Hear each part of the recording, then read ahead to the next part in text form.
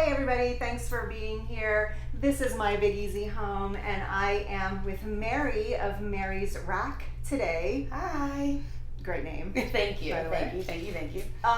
We're going to talk about Mary's Rack in just a minute, but I want to tell everybody how I came to know about Mary's Rack, because I think there's a lot of New Orleans in this, right? Okay, so I was on Facebook. I was scrolling like you do, and one of my friends had shared a video of Mary commenting on the Met Gala. Are those technically costumes? They're like outfits, dresses. Yeah. Okay. I think they're costumes. I think they're costumes too. I would call them costumes. So the Met Gala costume fit. Okay.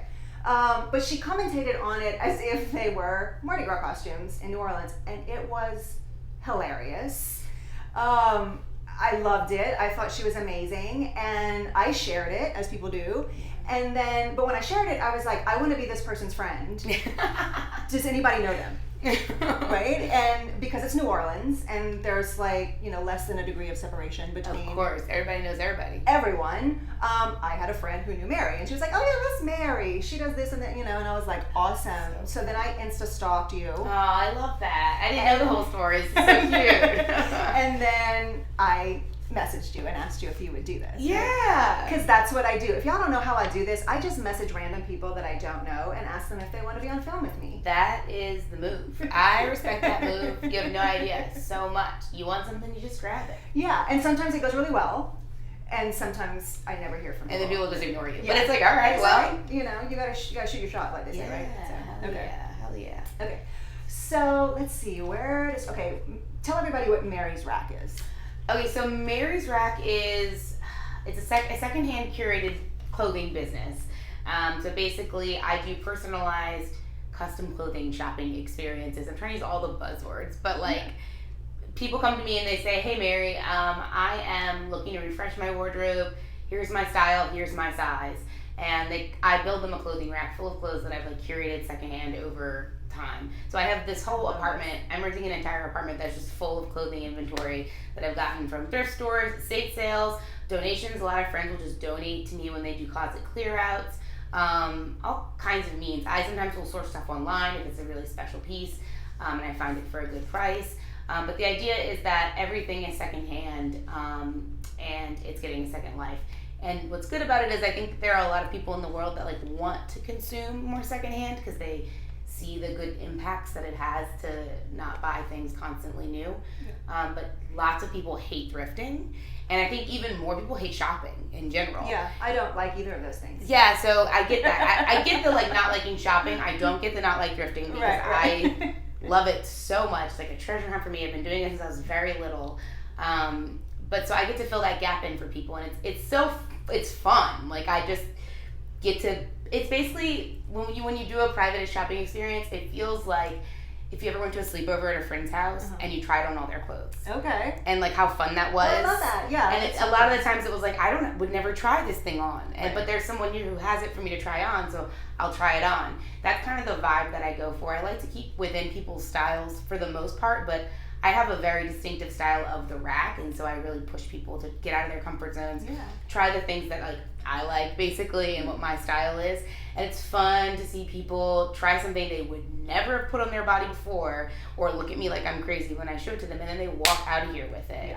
Yeah. That is the coolest thing. It happens almost every single rack. There's at least one or two items that people put on their bodies and they're like, never in a million years did I think I would wear this. And yeah, they wind up leaving it and loving it. And that's the coolest part for me, is the magic of helping people expand their horizons a little bit. Yeah. And keeping more secondhand clothing in the world and moving through the world. Yeah, I love that. Yeah, if y'all don't know, the fashion industry is one of the largest polluters on the planet. It's right up there with animal agriculture. It's very bad.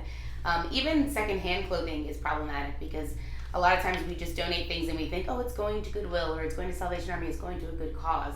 But those companies vet all the stuff that comes in, and a large percentage of it doesn't even wind up in the Goodwill or the Salvation Army.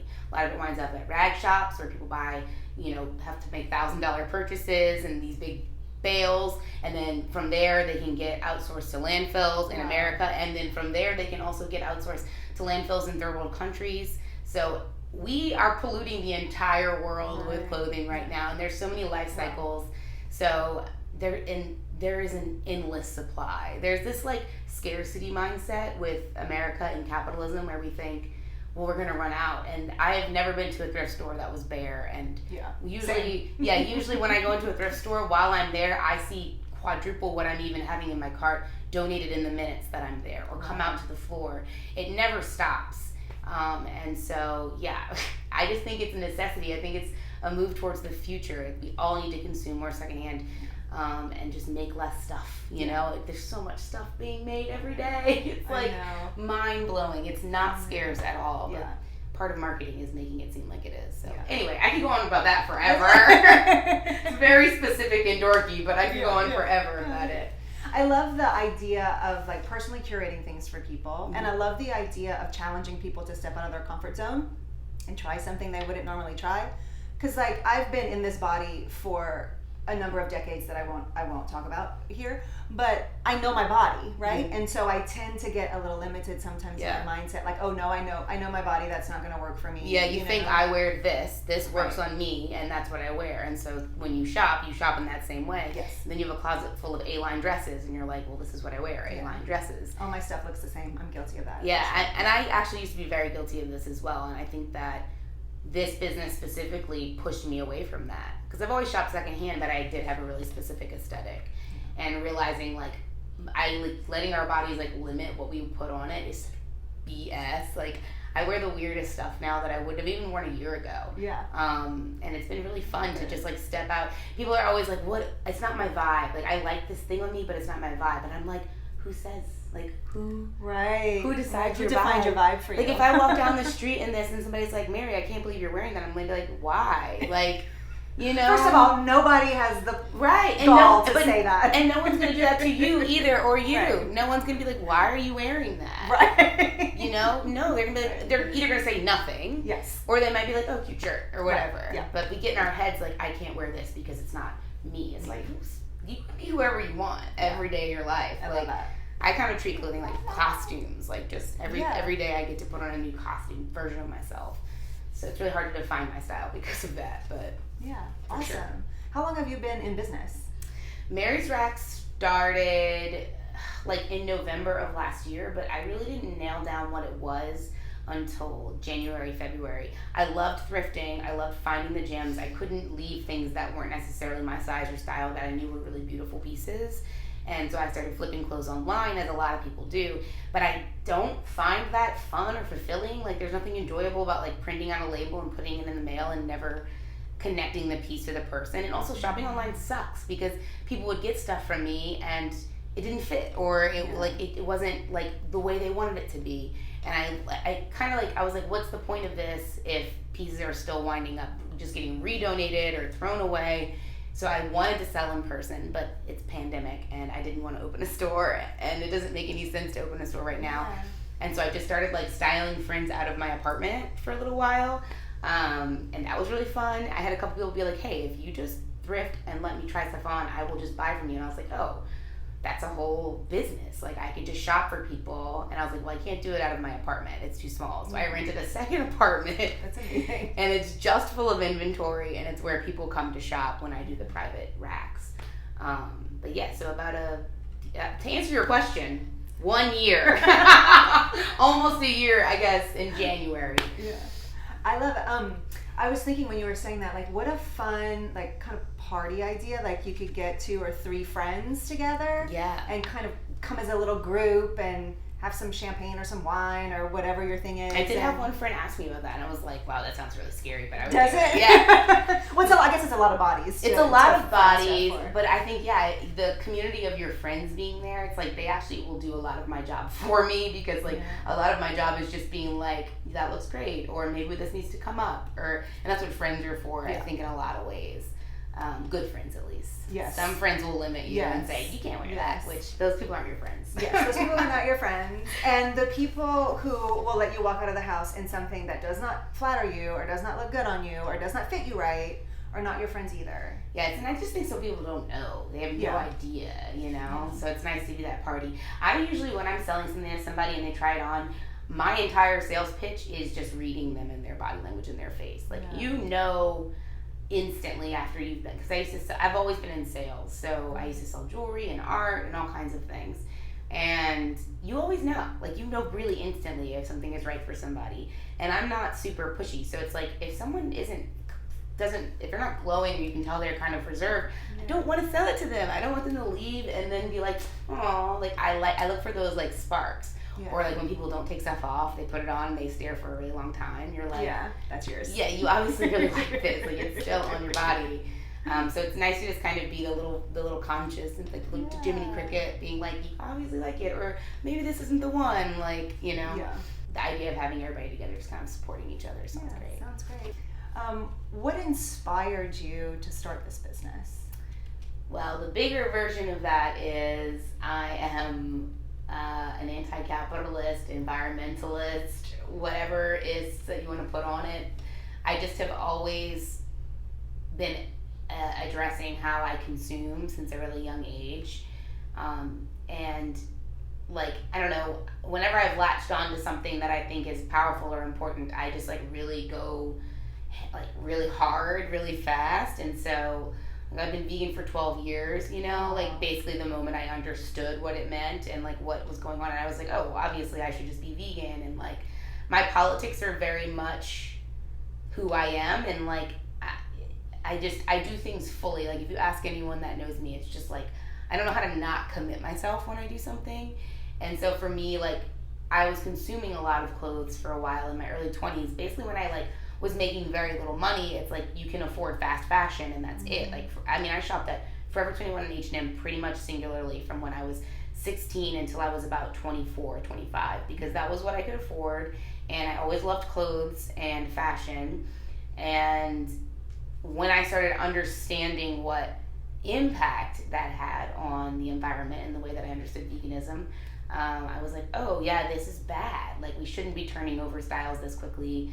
We shouldn't be making clothes in such poor fabrics. Like, no shirt should be $5, like, from a mall. Like, once I connected the dots and then the labor cycle and, like, who was getting exploited along the way, I was just like, oh, like, this isn't vegan, for lack of a better word. But, like, for me, like, I want to do as little harm as I can do, with understanding that I'll make mistakes and things are changing and I'll always be learning. But it's, like, that's kind of my ethos of life, is just, like, do as little harm as possible, learn as much as you can. And so when I started to understand fashion, then I started really investing in my closet, because I started making money, and I was like, oh, I can like buy nice clothes that will last long, that have a better upcycle of ethics. And so I started paying attention to that and shopping small brands. But I was also spending so much money because it's expensive to do that, unfortunately. And I've always been a thrifter this whole time since I was very young. So it just kind of went from me buying ethically made and sourced things, and trying to at least, to like me being like, well, why don't I just try to only shop secondhand? To the point that like my New Year's resolution this year was to only buy things secondhand. Wow. And only buy something firsthand if I absolutely needed it. And, you know, it was like, I had to, you know, like underwear. I don't thrift underwear, but I thrift bras, you know, so it's really just like underwear and socks maybe are the only two. But you can thrift socks brand new all the time. Anyway, so it just kind of went really, like, lined up perfectly with what I was already doing in my own life, and I wanted to like transfer that over for people I love, to get excited about things I'm excited about, because I don't know, what else am I supposed to do? Like, if I'm excited about something, I just run with it. I don't know what to do. I love that. Yeah, no self-doubts. Just do it. Just do it. Like, I don't know. It's bad though, because my mom was like, well, now I'm into this, now I'm into this. Yeah. But yeah. I'm sort of like that too. I get really excited about things and I dive in. Yeah. And then I leave a lot of things. I can sometimes. I think I'm getting better about it as I get older, but I am too. Leave a lot of things kind of unfinished, or, you know. Yeah, I am too. I feel that same vibe. It's scary because I'm always like, am I just going to get bored with Mary's Rack one day? But it's funny because I don't think I will. I think that every other thing I've gotten to this point has led me here. Like all of my sales jobs, all of my performance work. I had a minor in college that was women and body studies, so to help women feel comfortable in their skin is also like a huge passion of mine. So it feels like that led me here a little bit, and like So it just feels like exactly where I'm supposed to be. I struggled right after Ida because I was like in no rush to come get it back started. I just had no energy, and I couldn't understand why I was so not motivated, which obviously it was because we went through a devastating hurricane. Yeah. But in retrospect, I'm like, yeah, Mary, it was because of the hurricane. But also I was like, man, I think that my community doesn't need this right now. Like, my community needs me to be sharing resources and sending my money and like helping my friends clean up their living rooms that fell in. Like, my community didn't need me to like sell them clothes, you know? Yeah. So for me, it was just like, and I was really privileged to be able to like, all right, I'm not rushing right back into this right now. Like, I can take my time. So, but now that it's been a few weeks and things are starting to get back to normal here, like, I'm like, oh yeah, it feels great. Like, I have a live on the books for a couple weeks from now, and like, I plan on shopping next week and sourcing for some clients. I just set up a bunch of appointments next weekend. So I'm feeling motivated again. It's just like listening to the time is important. Crucial. Yeah. And I think we seriously underestimate the emotional and energetic impact of going through something like a hurricane. Even if your house is fine, it is very emotionally stressful and very emotionally traumatic to leave your home and not know what's going on, or sit through an event like that. Yeah. And I think we don't always take the time to slow down and ease ourselves back, because I had a similar, I was like, I couldn't focus. Yeah, and I was a Katrina kid. I mean, I was living here for Katrina, and my family, we lost all this, because I live on the same property that I lived on then, and we lost everything. So for me, it's like, and I'm dealing with PTSD at the same time. I was like, awful, emotionally exhausting. But I feel like the more years I live, the better I'm at dealing with it, you know? You grow up and you see it coming and you know how to cope. But yes, you develop those self-care skills. Yeah, for sure. Good therapists really help. Love a good therapist. Highly recommend a good therapist. Yeah, definitely. Took me a long time to get one, but if you don't have one, it's a thing. You have to shop. You have to shop for a therapist. Don't be afraid to tell people, no, thank you. You're not for me. That's real. You know, so real. Yeah, for sure. Can we talk about Funny Bones? Sure. Okay. So I also, the mutual friend that was like, oh yeah, that's Mary. She's a member of Funny Bones. Who was it? Jolene. Oh, okay, cool. Yeah. Hey, Jolene. Hey, Jolene.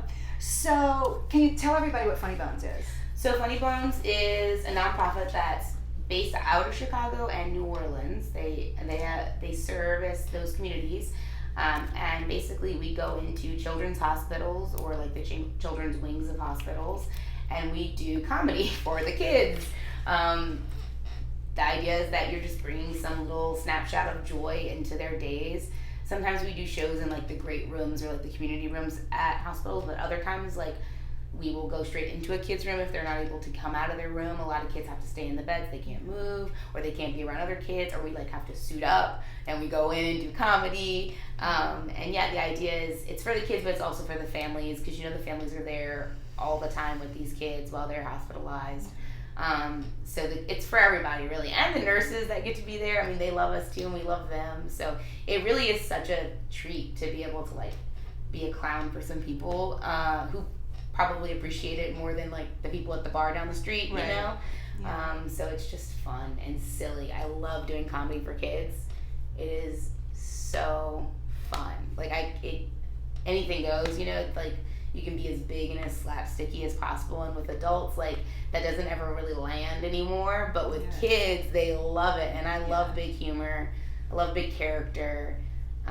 So it's really, it's such a treat to be able to do it. Like, I feel lucky to be able to do it. Yeah, I think it's weird since this program. Since the pandemic, like we're not going into hospitals anymore, because obviously no one that doesn't have to be there goes in right now. So it's kind of sad to not have that at all. Not be able to do it. Yeah, I was going to ask you if you guys had managed to be able to resume doing that. They did some online show charity type things.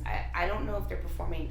I'm not sure if they're back in hospitals yet. I haven't gotten my notification, or maybe I've missed it in the whirlwind of pandemia, but I don't expect we're going to be able to go really back in for a while, which is so sad, because if you think about it, we're not the only people that volunteer in these hospitals. There's all kinds of people. There's people that come and do balloons, and people that bring their dogs and they comfort the kids or the families.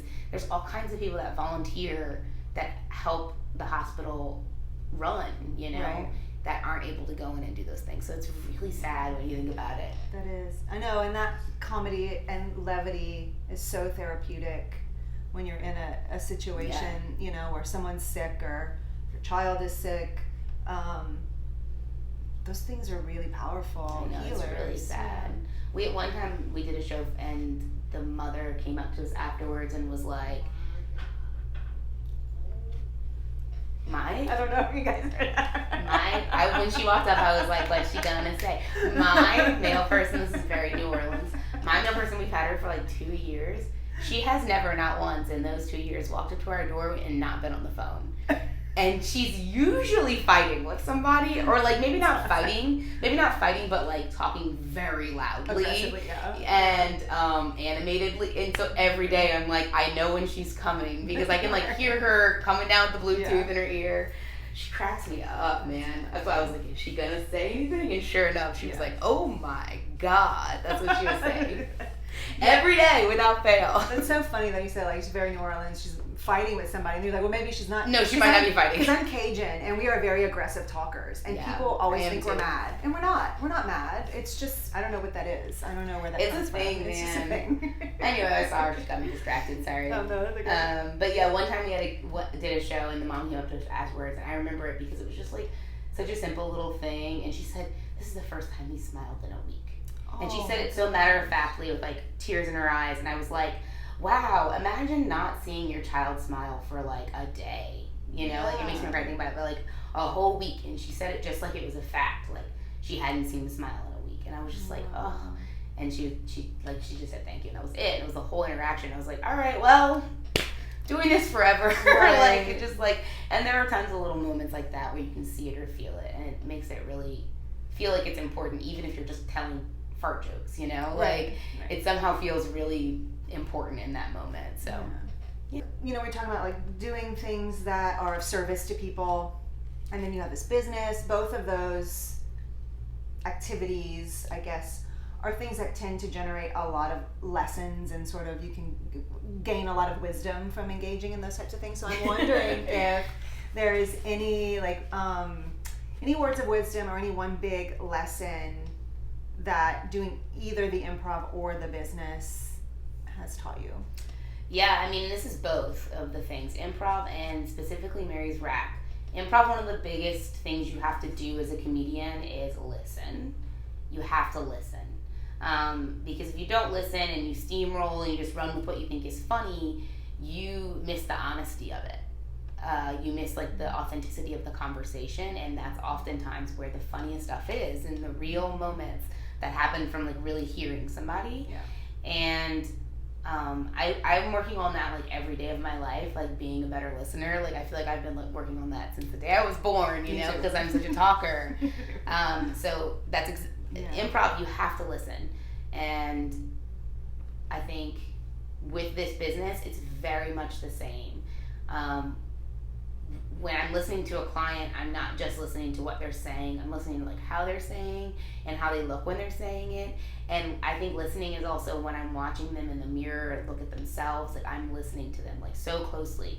And that's how I can tell like this person loves this, or this person's uncomfortable, or I can tell that there's something hanging them up. And sometimes it's like things that are like just like so many times women are just like, well, I don't want anything to touch my stomach. And it's like, why? You know, let's talk about it. Like, I can tell you're upset about, like, and a lot of times it will be people that are in something that fits them beautifully. Like, I can see them so beautifully, like, in this piece of clothing. And I'm like, what's hanging you up? Like, you look stunning. And sometimes it's like, oh, this doesn't feel like me. And it's like, okay, I get that. Like, that happens. But then other times it's like, oh, it's just, like, this spot. And then, and, like, being able to hear them really say, the only thing hanging them up is, like, this spot. And then being able to say to you, that spot, like, I didn't even notice. Right. You pointed it out, and I'm still having a hard time. And you look beautiful, and maybe you need to step back and look at your whole picture. Yeah. And, like, being able to hear people has helped me be really good at this, I think. I mean, I think I'm good at it. I have no competition. Right. No one's doing what I'm doing that I know of. So, like, me saying I'm good at this is not really that big of a toot, but it's cool. Like, I think that it's the same thing as, like, I'm just constantly working on being a better listener and communicator. So, yeah, that's my overarching thing. I think a lot of times in the world right now, people talk to be heard. Yes. And yes. There's a big difference between that and like having a conversation. Me too, I have that problem as well. So I'm always just focused on like what needs to be communicated and like what am I actually hearing, and taking away like my personal bias, you know, like if someone tries on one of my favorite dresses and they don't like it, I can't be like, it looks great on you, you should get it. It's like my personal bias is I love that dress, so it's like I need to be like, okay, like this isn't the one for you, you know. So it's a constant balance in life, and it's just made me like a better friend, partner, sister, you know, all the things. So yeah, I agree. Huge skill, listening, super important. I mean, it's really important for me as a real estate agent, super important in all relationships to be able to hear what people are really saying and listen. Yeah, I have the thing, like, talk to be heard thing, that I've had to learn how to quiet down. Yeah. And really listen to people. And then I was in acting for a long time, and that was something, probably the most powerful thing I learned as an actor was to listen. Yeah. Because it's exactly what you said. All of the nuance, all of the truth, all of the honesty is in the listening. And it's really the most powerful thing someone in that position can do is listen to the other person on stage with them. And exactly. so I imagine that the improv is very much the same. It's very much the same. That's all it is. Those videos that went viral, those were both one-take videos.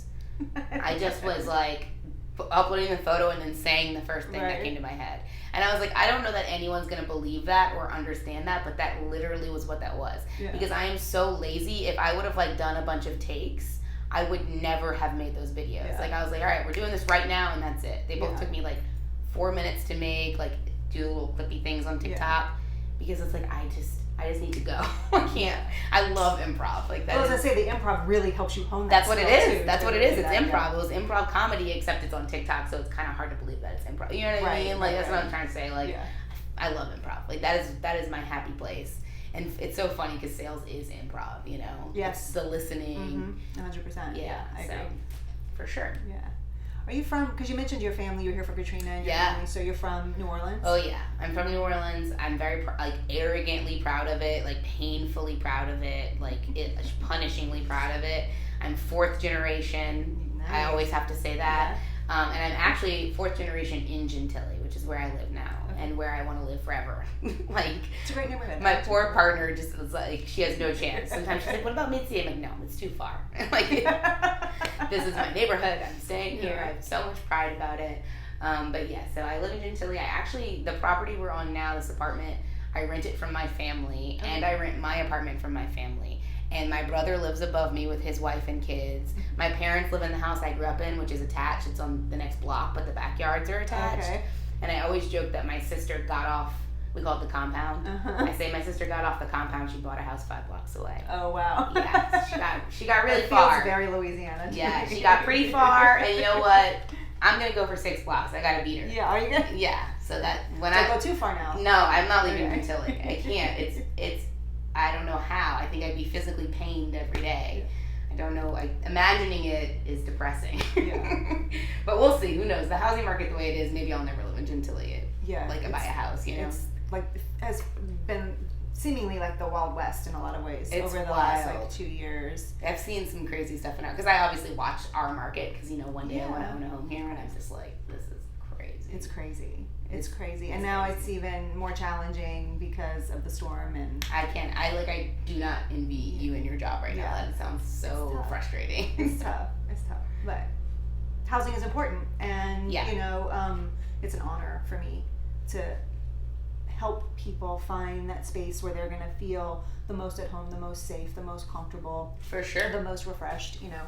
But it's challenging. We had a housing shortage nationally before any of, you know, the storm stuff, and then so we've kind of got like a double whammy happening. It's real. I mean, there's like nothing for sale in my neighborhood right now. It's crazy. It's totally crazy.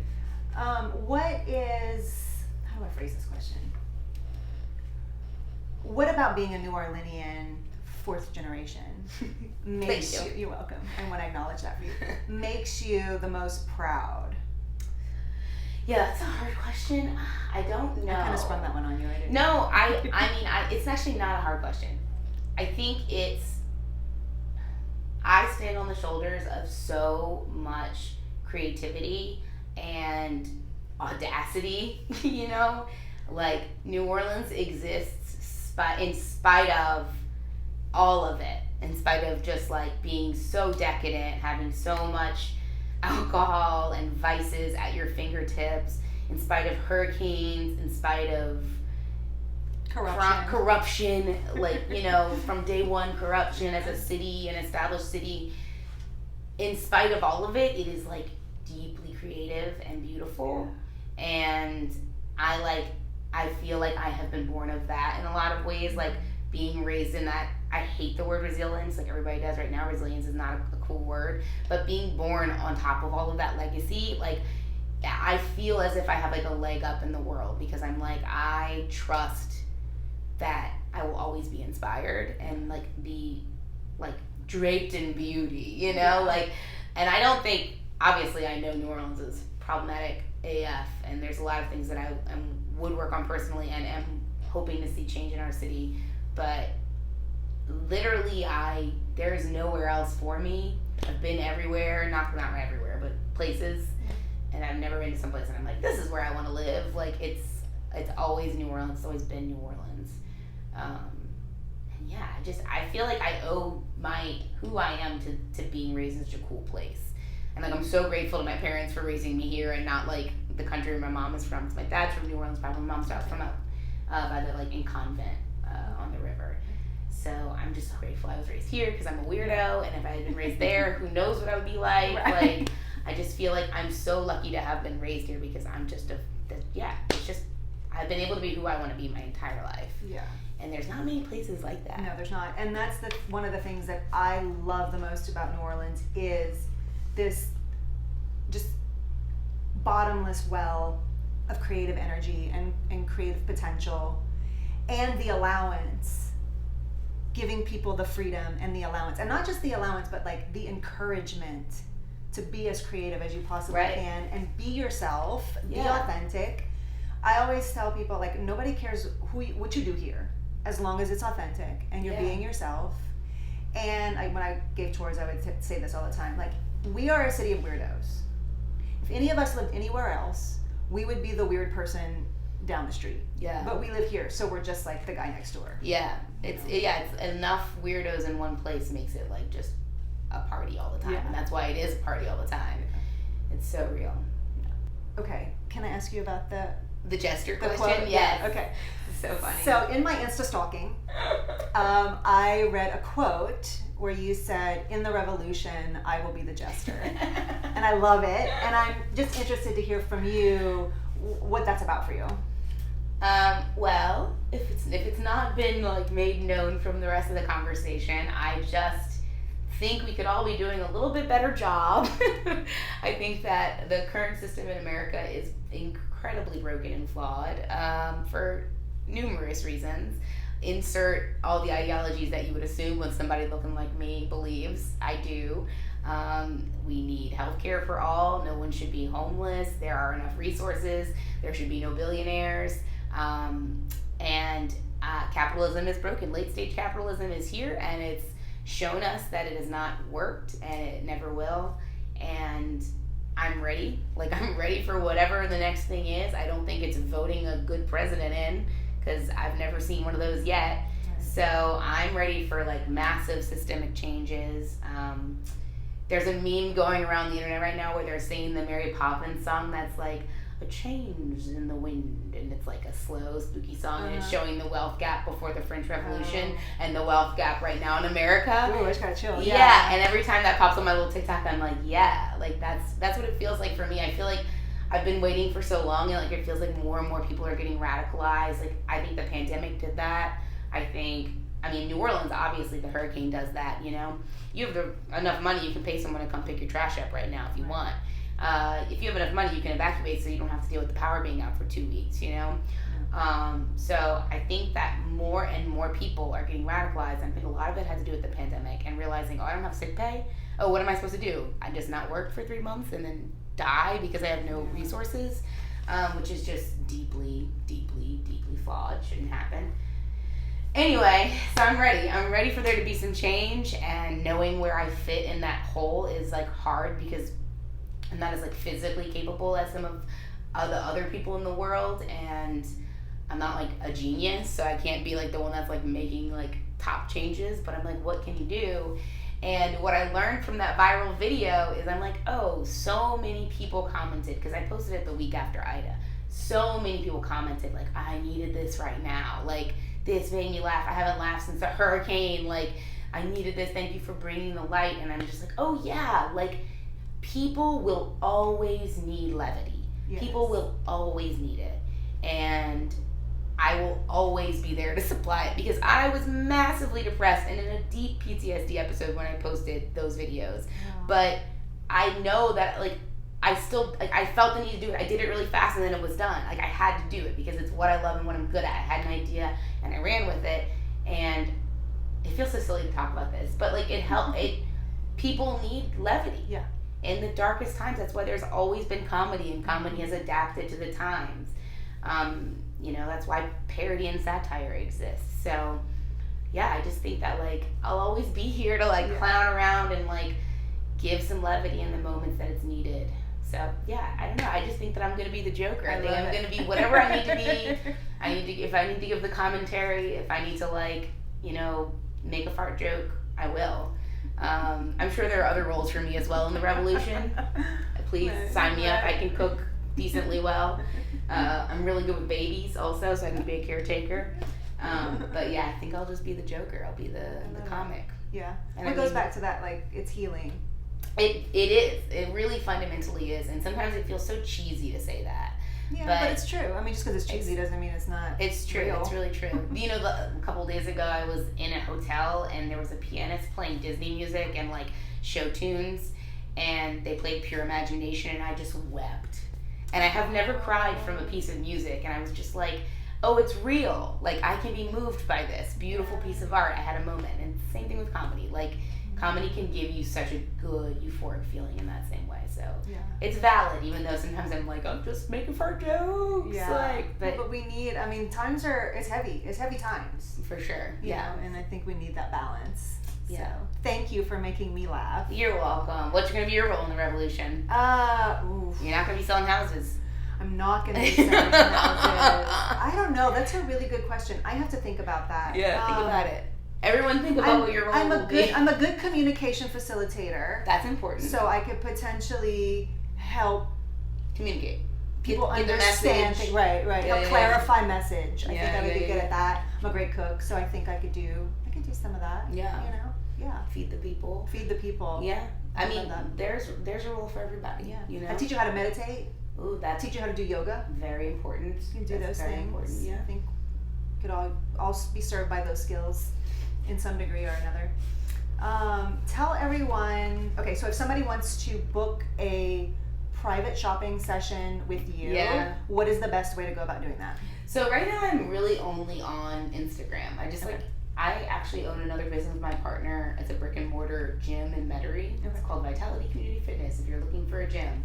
But that's a brick and mortar big store. I mean, we have, not store, but we have Instagram, Facebook, a website, this, that. I mean, I'm in charge of all of that. It's a lot. And that's so much. And like, so when I started Mary's Rack, I was like, this has got to be as easy as possible, as fun as possible. So I only have an Instagram right now, and for the foreseeable future, hopefully. And I have a TikTok, but I don't really use it for Mary's Rack too much, but I have one. And so you have to follow me on Instagram, get Instagram, you don't have Instagram, get it. Where you at? Get it. It's like having a phone. It's 2021. If you have Facebook, you should just have Instagram. They're owned by the same company. Your data is being sold anyway. So yeah, your privacy died long ago. Yeah, like, but if you don't have Facebook or Instagram, good on you. Yeah, Stay out of it. You know, get my email or that. something. I don't know, Sure. but yeah, on Instagram I do these things called high lives where I like get stoned and I show everybody what I've thrifted that Watch week. them because they're hilarious and they're like entertaining in and of themselves. And even if you're not interested like in the clothes necessarily, it's still fun. Yeah, I try to make it a show, and I try to keep them under an hour so that you know you show up when it starts, like you would at any other show, and when it's over, and like the things are only for sale at the prices in the live that they are, and then they go to racks. So if people want to buy stuff in the live, they can, but they also don't have to. It's like I just like having people there. It's like doing comedy, even though I can't hear anyone laugh. That's hard, but it's so fun. But yeah, my racks are so fun. I'm gonna open my waiting list again soon. It's closed right now. I'm full. But that's only because of the storm, and I'm backed up.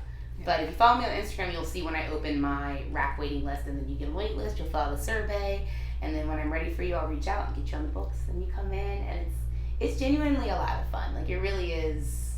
Every single one I've had, I remember every single rack I've had. I've only had like so many, but they're just fun. It's such a fun time. I love it. Yeah, I'm gonna do it.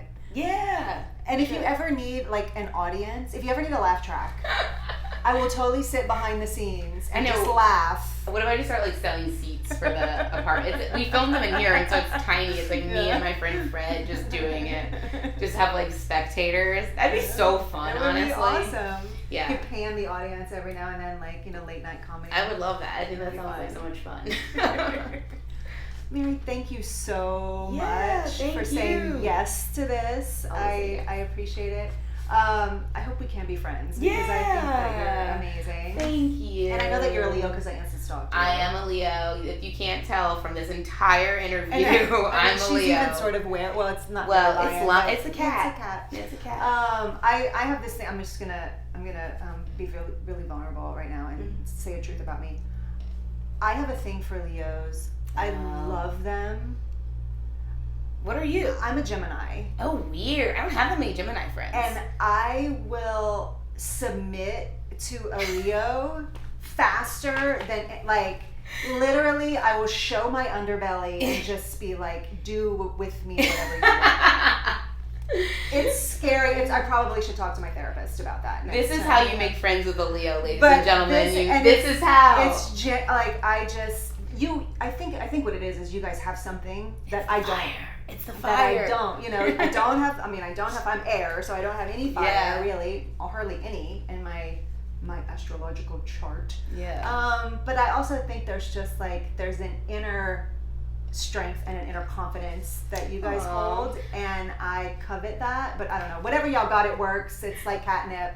I don't know. I love being a Leo. Thank you. Thank you for stroking my Leo mane for that whole time. I'm good for that. I mean, if you're a Leo, you're like, just hit me up. Yeah, definitely need it. I'm a painful Leo. I've almost had no one guess my sign wrong. Whenever someone tries to guess my sign, they almost always get it right. I'm like, yeah. I've gotten pretty good at spotting you guys out too. Yeah. It's all over my chart too. Is it? Like I'm like Leo 4 times. Okay. Yeah, that's super. You're super Leo. Very Leo. Awesome. Well, no wonder. I was like, I want to know her.